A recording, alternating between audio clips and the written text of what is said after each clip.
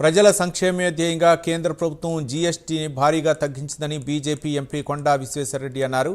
Trump టారిఫ్లు పెట్టాక దేశం చచ్చిన పీనుగులాగా మారటం ఖాయమని రాహుల్ గాంధీ లాంటి వాళ్లు అవహేళన చేశారని మండిపడ్డారు.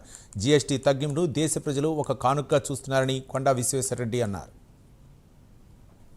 ట్యాక్స్ ఎందుకు కట్టాలి? ఆ ట్యాక్స్ తో మళ్ళా సంక్షేమ పథకం సంక్షేమ పథకాలు అన్నీ వండుకుంటా కింది నుంచి కూడా సంక్షేమం అయింది. ఎందుకంటే పేద ప్రజలకు ఖర్చు తక్కువైతుంది.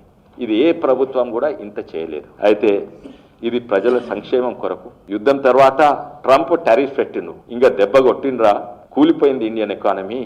ఆ ప్రతిపక్ష నాయకుడు అయితే ట్రంప్ ఏమైనా Indian economy is dead, Indian ఆర్థికంగా చచ్చిపోయిన పీనిగే అని అన్నాడు.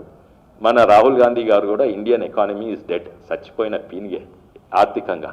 ఎవరు కూడా ట్యాక్సెస్ ఎక్కువైతాయంటే ఇటువంటి యుద్ధం తర్వాత టారిఫ్స్ తర్వాత తక్కువైంది, అది కొంచెం తక్కువ కాదు. ఇప్పుడు జిఎస్టీ ఎక్కువ ఉందని వాళ్ళు ఏడుపు, ఇప్పుడు జిఎస్టీ తక్కువ ఉందని వాళ్ళు ఏడుపు. ఇట్లా మన మణిపూర్ పోనందుకు ఏడుపు, ఇప్పుడు పోయినందుకు ఏడుపు. ఏదైనా కూడా అది వాళ్ళ రాజకీయంగా పరంగానే చూస్తారు, కానీ ప్రజలకు ఏది మంచిది అని చూస్తలేరు కాంగ్రెస్ పార్టీ. ఇది నిజంగానే ఒక చాలా పెద్ద కానుకగా చూస్తున్నాము. కానుక అంటే మా పార్టీ కానుక కాదు, ప్రజలకు అందరికీ.